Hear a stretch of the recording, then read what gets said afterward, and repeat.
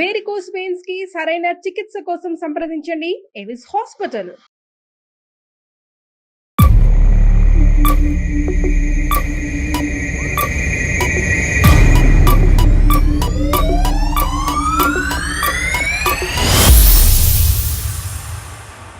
ఇప్పుడు ఎవరు లేని అనాథమైపోయాను, ఒంటరిగా మిగిలిపోయాను.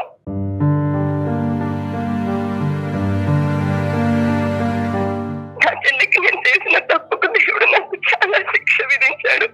క్యాన్సర్ తో ఆ బాబు కూడా చనిపోయాడండి.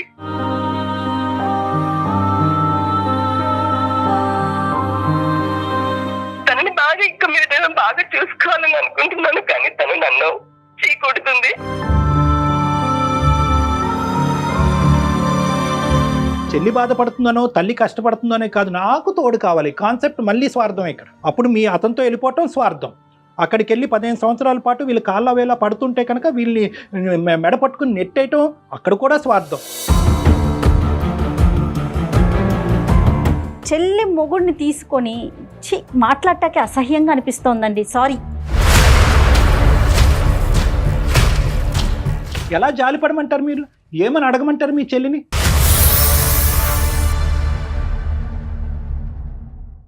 నమస్తే కళ్యాణ్ గారు. నమస్తే జయ గారు. కళ్యాణ్ గారు, సమాజంలో జరుగుతున్న అంశాల పట్ల, ఇష్యూల పట్ల ప్రజల స్పందన చూస్తుంటే నిజంగా చాలా సంతోషం అనిపిస్తూ ఉందండి. ఒక మంచి కార్యక్రమాన్ని ప్రజల ముందుకు తీసుకువెళ్తున్నాం. నిజంగా చాలా హ్యాపీగా అనిపిస్తుంది. నైట్ ఒక మెయిల్ చూసానండి. నాగలక్ష్మి తను మెయిల్ చేసింది. అక్కా చెల్లెలకి సంబంధించిన ఇష్యూ. ఇద్దరికి పెళ్లిళ్ళైనాయి. ఆ తరువాత జరిగిన పరిణామాలన్నమాట. చాలా డీటెయిల్డ్ గా తను మెయిల్ పెట్టింది. బట్ మీతో మాట్లాడిస్తాను అని చెప్పాను నేను. నెంబర్ కూడా పెట్టారు. సో ఒకసారి కాల్ చేయమంటారా? తప్పకుండా. విదేశాల నుంచి వస్తున్నాయి మేడం మనకి ఈమెయిల్స్, అబ్రాడ్ నుంచి కూడా వస్తున్నాయి. కానీ టైమింగ్స్ కాల్ చేయడానికి, అవును, మనం కాల్ చేయడానికి ప్లస్ మెయిల్ తీవ్రతను బట్టి కూడా మనం తీసుకుంటున్నాం కదండి. హలో, నాగలక్ష్మి గారండి? అవునండి, ఎవరు? నేను సుమన్ టీవీ అందమైన జీవితం ప్రోగ్రామ్ నుంచి కాల్ చేస్తున్నానండి. నమస్తే అండి. మీరు మెయిల్ చేశారు. నేను ఇప్పుడే డాక్టర్ గారితో డీటెయిల్డ్గా మాట్లాడాను. డాక్టర్ కళ్యాణ్ చక్రవర్తి గారు నాతో పాటు స్టూడియోలో ఉన్నారు. అంటే మీరు ఏం కోరుకుంటున్నారు, మీ సమస్య ఏంటో కళ్యాణ్ గారితో మాట్లాడతారా? సార్ నమస్తే. సార్ నమస్తే అమ్మా. నమస్తే. మీ వయసు ఎంతమ్మా? సమస్య ఏంటో కూడా చెప్పండి. సార్ నా వయసు 38 సంవత్సరాలు. నా పేరు నాగలక్ష్మి. నేను నిజామాబాద్ లో ఉంటాను సార్. సార్ నేను యాక్చువల్ గా నా జీవితంలో నేను ఒక చాలా పెద్ద తప్పు చేశాను సార్. ఆ తప్పు ఎలాంటిదంటే దాన్ని ఎవరు క్షమించలేరు. సో నేను తెలుసుకునేసరికి నాకు అందరూ దూరం అయిపోయారు. దాని వల్ల ఇన్ని నష్టాలు జరుగుతాయి, ఇన్ని ఘోరాలు జరుగుతాయని నేను ఆ రోజు ఆలోచించలేదు సార్. నేను ఆ తప్పు చేయడానికి, అవును సార్, నేను ఆ తప్పు చేయడానికి కూడా దాని వెనకాల ఒక కారణం అంటూ ఉంది. బట్ నేను ఆ టైంలో ఆ కారణాన్ని పట్టుకొని నేను అంత ఆలోచించి ఆ తప్పు చేయకుండా ఉండాల్సింది. రైట్. మీరు ఇప్పుడు పశ్చాత్తాపడుతున్నారు, అర్థమవుతుంది నాగలక్ష్మి. అసలు ఏం జరిగిందో ఒకసారి డీటెయిల్డ్ గా చెప్పండి. అంటే మా ఫాదర్, మదర్, ఒక చెల్లి, నేను నలుగురం అండి. పెళ్లి వచ్చినప్పుడు మాకు అంటే వేరు వేరు సంబంధాలు చూసి మాకు మ్యారేజ్ చేశారు. సో ఊర్లో వచ్చేసేసి అందరూ అంటే పెళ్లి జరిగిన కొద్ది రోజులకి అందరం బానే ఉన్నాము. కానీ మా చెల్లి హస్బెండ్ వచ్చేసి చాలా అందంగా ఉంటారు. ఓకే. సో చాలా మంది నా స్నేహితులు, ఊర్లో తెలిసిన వాళ్ళు వీళ్ళంతా వచ్చి నాతో చెప్పేవాళ్ళు, మీ అమ్మ నాన్న ఎందుకు నీకు ఇంత యావరేజ్ గా ఉన్న భర్తను తెచ్చినారు, మీ చెల్లికేమో అంత అందంగా తీసుకొని వచ్చినారు, మీరు మార్చుకుంటే బాగుంటుందేమో, ఈడు జోడలు బాగుంటుంది. ఓ రకంగా చెప్పాలంటే నువ్వు చాలా అందంగా ఉంటావు, కానీ నీకేమో అలా ఈ మొగుడు దొరికినాడు, మీ చెల్లెలకేమో మంచి భర్త దొరికినాడు కదా అని ఇలా చెప్పడము. నేను వాటి గురించి పెద్దగా పట్టించుకోలేదు, కానీ ఏదో ఒక సందర్భంలో అలా ఆలోచించాల్సి వచ్చింది. ఎంతకాలం అమ్మా ఇది? ఎంతకాలం క్రితం విషయం అమ్మా? ఎంతకాలం క్రితం ఇది? ఎన్ని ఇయర్స్ అయింది? 15 సంవత్సరాలు అయింది. 15 ఇయర్స్ అయింది. మీకు మీ చెల్లి ఏజ్ గ్యాప్ ఎంతమ్మా? నాకు నా చెల్లి ఏజ్ గ్యాప్ వచ్చేసి ఒక 4 years ఉంది సార్. ఇద్దరు పెళ్లి ఒకే వేదిక మీద జరిగిందా? ఒకే వేదిక మీదనే జరిగింది సార్. ఎందుకు అలా 4 సంవత్సరాలు చిన్నదన్నటువంటి ఆమె మీ పెళ్లి ఒకే వేదిక మీద ఎందుకు చేయాలనుకున్నారు పెద్దవాళ్ళు? అంటే పేరెంట్స్ ఇద్దరిది ఒకేసారి చేస్తే అయిపోతుందని అనుకున్నారు. బట్ నా చెల్లి హస్బెండ్ పెద్దవాడే వయసులో. సో కాకపోతే మంచి సంబంధం కుదిరింది అని చేసేసారు. కానీ ఎప్పుడు మేము మాట్లాడుకున్నది లేదు, ఎందుకంటే మ్యారేజ్ అయిపోయాక ఎవరి జీవితం అయిపోయింది. ఓకే. ఒక సందర్భంలో నేను మా చెల్లెల హస్బెండ్ మేమందరము కలవాల్సి వచ్చింది. అలా కలిసినప్పుడు ఆయనతో మాట్లాడాము. సో ఇలా మాట్లాడుతూ ఉండగా ఆ సందర్భంలో ఏమైందంటే మా ఇద్దరికి ఒకరి మీద ఒకరికి ఇష్టం అనేది ఏర్పడింది.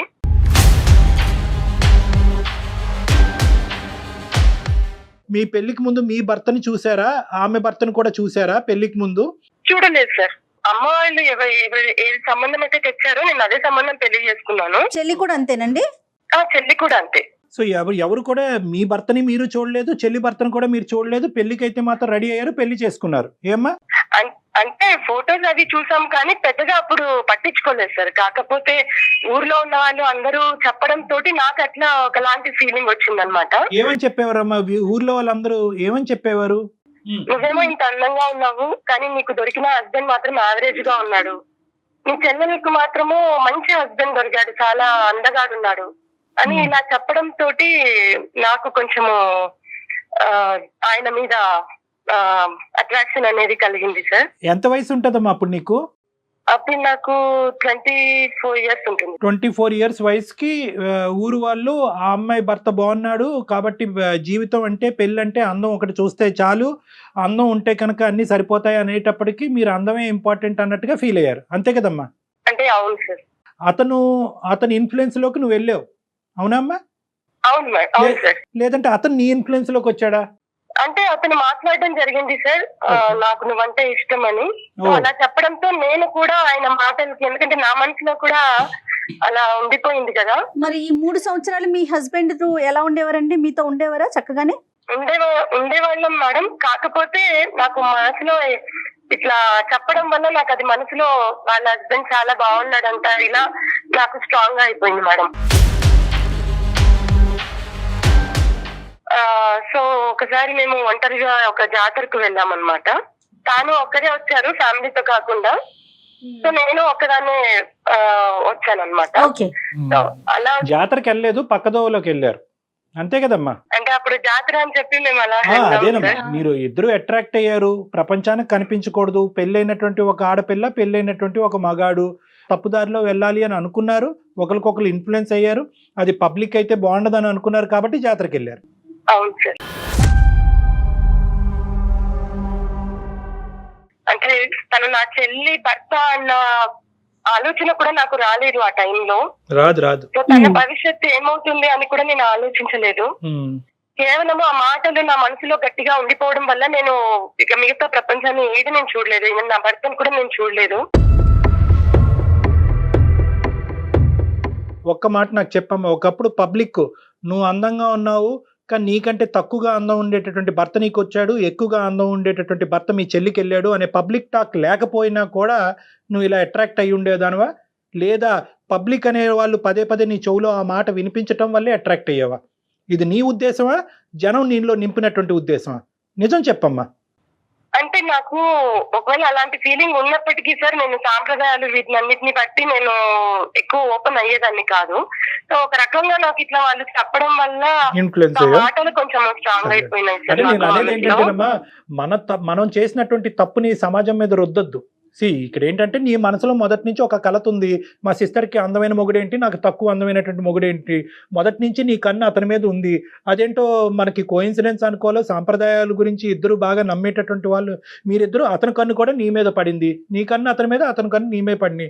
దీనికి చుట్టుపక్కల వాళ్ళు చేయటం ఆజ్యం పోసినట్లయింది. ప్రజలు ఏమన్నా అనుకుంటారు. ఇప్పుడు మీ భర్త గురించి మీరు ఎలా చెప్పుకుంటే దాన్ని ప్రజలు నమ్ముతారు. మీరేంటంటే ప్రజల మాట నమ్మారు. లేదండి అందం ఏముంది, ఈ రోజు ఉంటుంది, రేపు ఉండొచ్చు, ఉండకపోదు, అందమైనటువంటిది మనసులో ఉంటది, నా భర్త ఇంత గొప్పవాడు అంత గొప్పవాడు అంటే కనుక చుప్పని నోరు మోస్తారు ఆ సమాజం.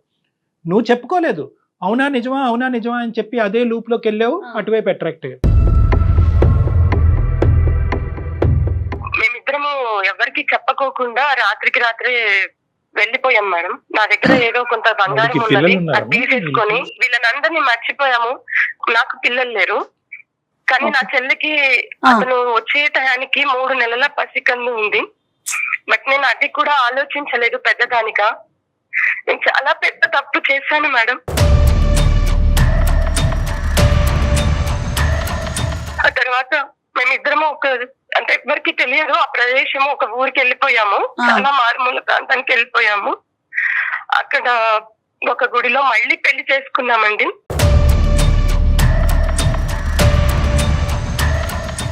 వీళ్ళందరినీ మర్చిపోయి కొత్త జీవితం స్టార్ట్ చేశాము. ఇదిలా కొన్ని సంవత్సరాలు జరుగుతుండగా మాకు ఒక బాబు పుట్టాడు. చెల్లి వాళ్ళు, నా తల్లిదండ్రులు మమ్మల్ని కలవడానికి చాలా ప్రయత్నాలు చేశారు. ఊర్లో వాళ్ళు ఇలా చెప్పడం తోటి వాళ్ళు కూడా తెలుసుకుని మా దగ్గరికి వచ్చే ప్రయత్నం చేశారు, కానీ మేము రానివ్వలేదు. మీరు మా జోలికి రాకూడదు, మా లైఫ్ మాది, మేము మా బ్రతుకులు మేము బ్రతుకుతున్నాం, మేము సంతోషంగా ఉన్నాము, మిగతా వాళ్ళ బ్రతుకులు ఏమైనా అవని మాకు సంబంధం లేదన్నట్లుగా నేను ఆ రోజు చాలా కఠినంగా మాట్లాడేసి నేను వాళ్ళ నెంబర్లు కూడా తీసేశాను. నా నెంబర్లు కూడా, అతని నెంబర్ కూడా మార్చేసుకున్నాము. స్వార్థం, అహంకారం, గర్వం అన్నిటితో నిండిపోయింది అనమాట ఆ టైంలో. సరే చెప్పమ్మా. ఆ తర్వాత నా చెల్లెలు కూడా నన్ను కలిసే ప్రయత్నం చేసింది, బట్ నేను తనని కూడా యాక్సెప్ట్ చేయలేదు. ఆ చిన్న పాప ఉంది నాకు. తను చాలా బ్రతిమలాడింది తన భర్తని తనకి ఇచ్చేయమని, కానీ పెళ్లి చేసేసుకున్నాను, ఇప్పుడు నా భర్త అయ్యారు అన్నట్లుగా నేను మాట్లాడేశాను.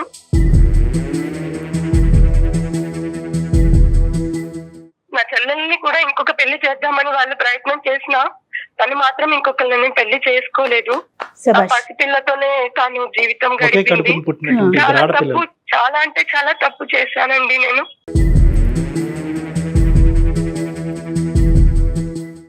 తనతోనే జీవితం నాకు బాగుందని నేను ఇలా అనుకున్నాను, కానీ దీని వెనకాల ఇంత బాధ ఉంది, ఒక్కరిని ఇలా నేను బాధ పెడుతున్నానని మాత్రం నేను ఆ టైంలో గ్రహించలేకపోయినాను. చాలా తప్పు చేస్తాను మేడం. ఇప్పుడు ఏంటి, చెల్లికి క్షమాపణ చెప్పాలని కోరుకుంటున్నారు? ఇప్పుడు మీరు ఏం ఎక్స్పెక్ట్ చేస్తున్నారు? ఇప్పుడు మీ పరిస్థితి ఏంటమ్మా? నీ పరిస్థితి ఏంటి? నువ్వు ఎక్కడున్నావు, ఎవరితో ఉన్నావు, ఏమైందమ్మా పరిస్థితి? ఇప్పుడు ఎలా ఉన్నారు మీరు? ఇప్పుడు నా హస్బెండ్ కూడా లేరు మేడం, నా హస్బెండ్ కూడా చనిపోయారు.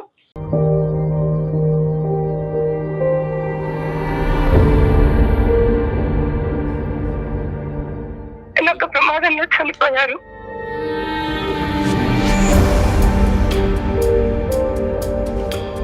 మాకొక బాబు ఉన్నాడు.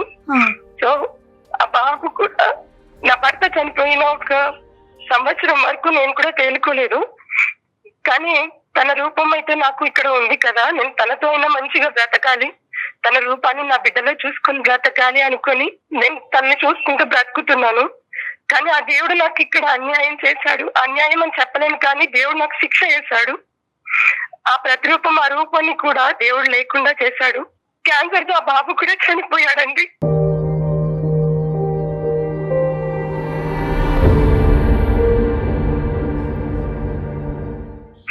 ఇప్పుడు ఎవరు లేని అనాథమైపోయాను.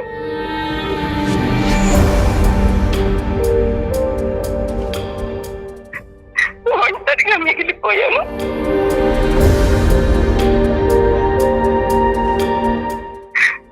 నా చెల్లికి నేను చేసిన తప్పుకు దేవుడు నాకు చాలా శిక్ష విధించాడు.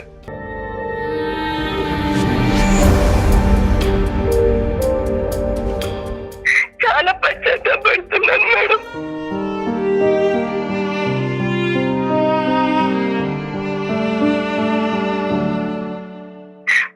ఒంటరితనంతో ఎలా బాధపడాను, ఎలా ఉన్నాను, నా చెల్లెలప్పుడు ఎలా భరించిందో నాకు ఇప్పుడు అర్థమవుతుంది.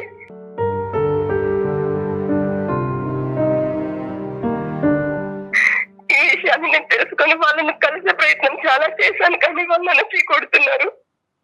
ఈ తప్పుకు అసలు ఏం చేయాలో అర్థం కాక నేను నా చెల్లి కాళ్ళు పట్టుకొని నేను తనని బ్రతిమలాడి, తను తిట్టినా కొట్టినా ఏం చేసినా సరే నేను తన దగ్గర ఉండాలని, తనని బాగా ఇంకా మీద బాగా చూసుకోవాలని అనుకుంటున్నాను, కానీ తను నన్ను చీకొడుతుంది.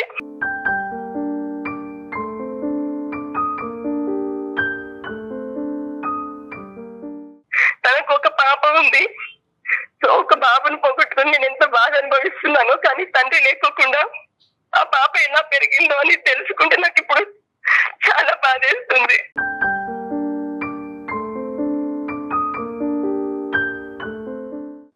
సో నాకు ఇప్పుడు మిగిలింది రెండు మార్గాలు. ఒకటి చావు, లేదా మీరైనా నా చెల్లెలతో మాట్లాడి తనని ఒప్పించి నన్ను అక్కడికి చేర్చడం. ఎందుకంటే నేను ఈ ఒంటరితనంతో బ్రతకలేకపోతున్నాను.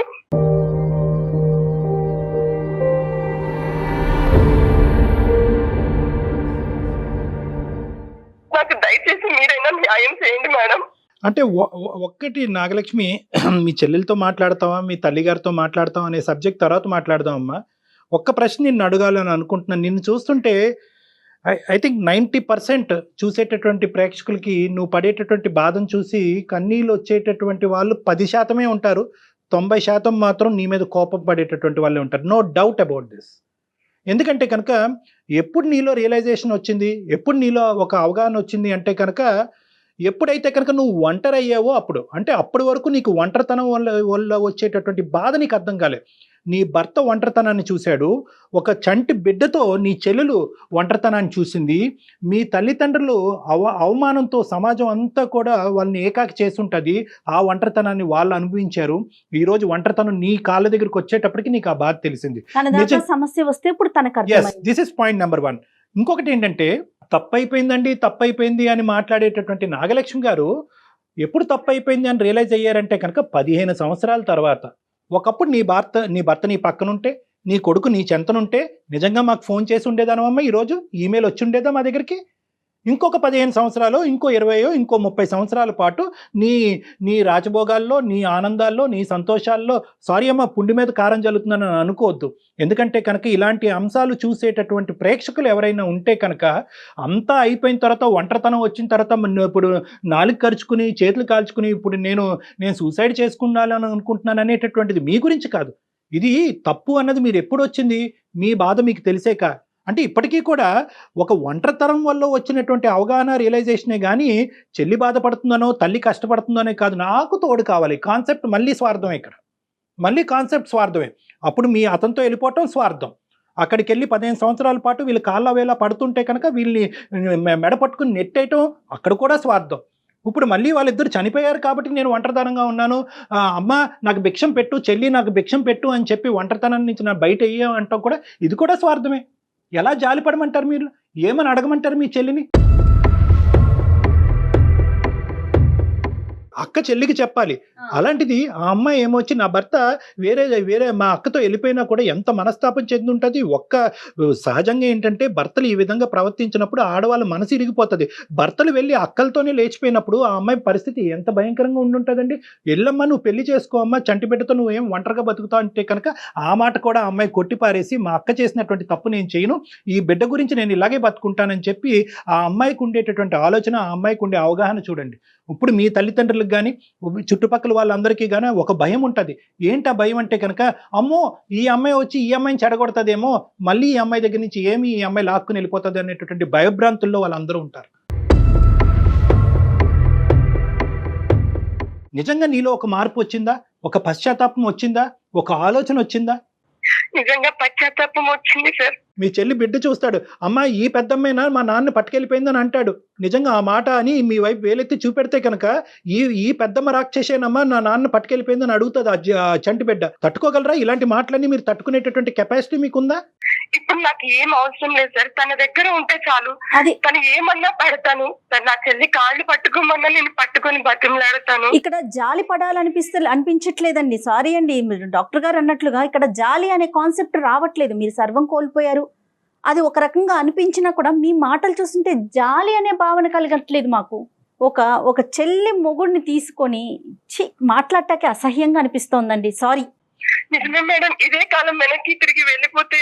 తప్పు చేయటం ఒక్కటే కాదు, తప్పులో మీరు 15 సంవత్సరాల పాటు ఉన్నారు. ఇద్దరు మనుషులు చనిపోయిన తర్వాత అప్పుడు మీరు రియలైజ్ అయ్యారు. సో ఇది 15 సంవత్సరాల క్రితం తప్పు కాదు. ప్రతి సంవత్సరం, ప్రతిరోజు, ప్రతి గంట తప్పు చేస్తూనే ఉన్నారు. అవతల వాళ్ళు బాధపడుతూనే ఉన్నారు. నా సుఖం నాకు ఇంపార్టెంట్, నా భర్త నేను అందమైన భర్తని మా చెల్లి దగ్గర నుంచి కొట్టేశాను అనేటటువంటి ఆనందంలో మీరున్నారు. ఆ నింద సమాజం మీద వేస్తున్నారు. మళ్ళీ జెలసీ, ఈర్ష్య, అందంగా ఉన్నాను ఇందాక అన్నాను కదా, అహంకారం, స్వార్థం, గర్వం, ఈ 3 అంశాలు 15 సంవత్సరాల పాటు పీకల లోతులో మీరు మునిగిపోయారు. సమాజం ఏం చేయలేదు.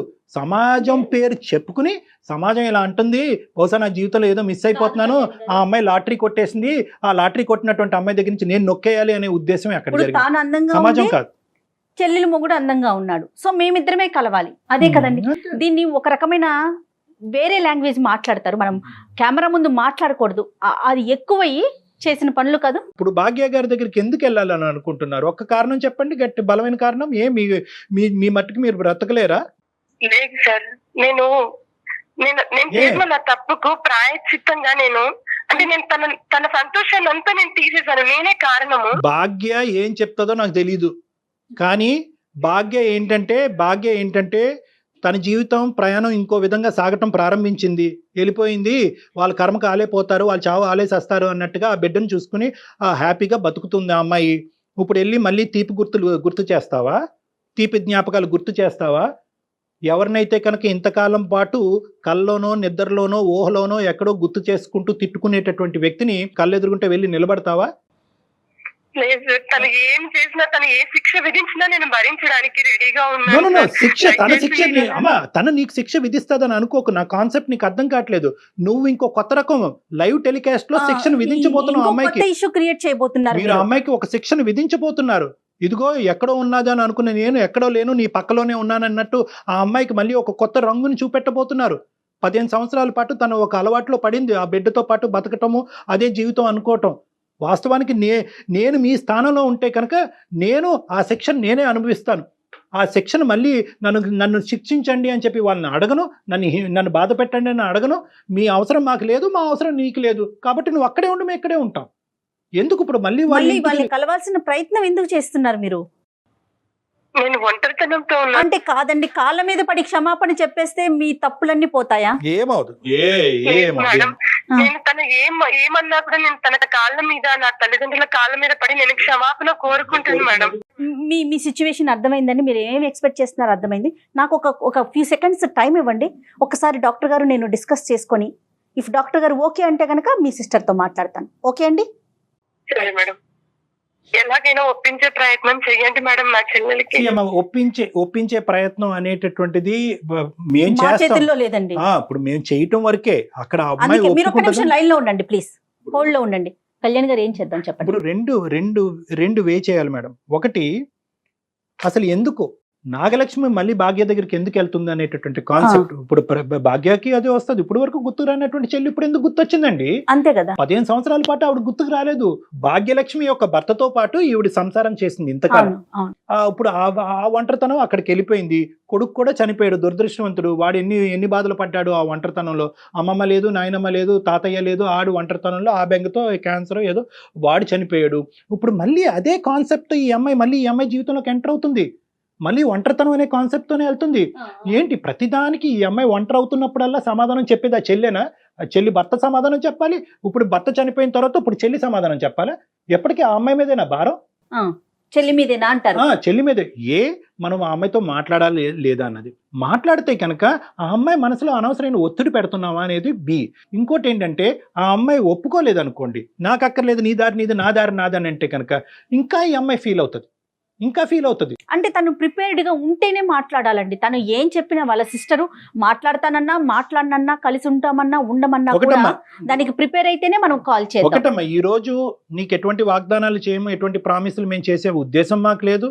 కేవలం ఏంటంటే, ఎంత కాదనుకున్నా కూడా నువ్వు ఈరోజు భర్తను పోగొట్టుకున్నావు, కొడుకును పోగొట్టుకున్నావు, ఒక భయంకరమైనటువంటి ఇది ఉంది. కాబట్టి ఒక మానవతా దృక్పథంతో నీ కోరికను తీర్చాలనే ఉద్దేశంతో మేము ఆ అమ్మాయితో మాట్లాడతాం.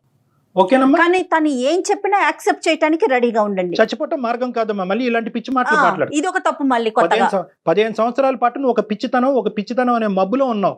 ఇప్పుడు చచ్చిపోవటం అనేది ఇంకో పిచ్చితనం. ఒంటరితనం అనేటటువంటిది మనిషిని చంపేయక్కర్లేదమ్మా. నీ గురించి నువ్వు బతకచ్చు. చనిపోవటానికి ఒక కారణం ఉంటే బ్రతకటానికి 1000 కారణాలు ఉంటాయి. మీ మాట మీద మేము ధైర్యం తెచ్చుకుని మా సిస్టర్ ఏం చెప్పినా కూడా నేను స్వీకరిస్తాను, ధైర్యంగా బతుకుంటాను అనే మాట మీరు మాకు ప్రామిస్ చేస్తే మేము మీ సిస్టర్తో మాట్లాడతాం. తప్పకుండా మేడం, తనతో మీరు మాట్లాడండి. తను ఏం చెప్పినా తను ఏం చెప్పినా నేను చేయడానికి సిద్ధంగా ఉన్నాను. తన జీవితాన్ని ఇప్పటికైనా ఎంతకాలం నేను తన జీవితాన్ని పాడు చేశాను. తనని తన సంతోషంగా చూసుకుంటాను మేడం. ఏం చేస్తారండి? సంతోషంగా చూసుకుంటాను నేను తన దగ్గర ఉండి. అంటే ఎలాంటి భరోసా, అంటే సంతోషంగా అంటే ఏ విధంగా చూసుకోగలరు మీరు? ఇప్పుడు సంతోషంగానే ఉన్నారు వాళ్ళు, మళ్ళీ మీరు సంతోషంగా చూసుకునేది ఏంటి? సర్లే అమ్మా, ఇప్పుడు సరేనండి, నెంబర్ ఫార్వర్డ్ చేయండి ఒక్కసారి. ఈ డిస్కషన్ ఎక్కడికి పోదు, నేను చెప్తున్నాను కదా, ఈ డిస్కషన్ ఎక్కడికి పోదు. At the end of the day what ever we do, we should do for the benefit of your sister. ఆ అమ్మాయి పాయింట్ ఆఫ్ వ్యూలో చేయాలి. నేను మా అక్క వస్తే సంతోషంగా ఉంటానంటే మీరు అక్కడికి వెళ్ళాలి, నేను మా అక్కను మొహం చూస్తేనే నరకాన్ని అనుభవిస్తానంటే కనుక మీరు ఎక్కడున్నారో అక్కడే ఉండాలి, అంతే. Anything from the point of view of your sister. అయితే కళ్యాణ్ గారు, నాకు కూడా ఏమనిపిస్తుంది అంటే తన మాట మీద కాల్ చేయాలని కాదు, ఆ అమ్మాయి మనసులో ఉన్న బాధను కూడా ఏదన్నా మనం తొలగించే ప్రయత్నం చేస్తామేమో అనే ఒక ఆశతో కాల్ చేద్దామండి. భాగ్యలక్ష్మి గారు, మీ సిస్టర్ నెంబర్ ఉంటే ఒకసారి కాన్ఫరెన్స్ లోకి తీసుకుంటారా? Okay madam.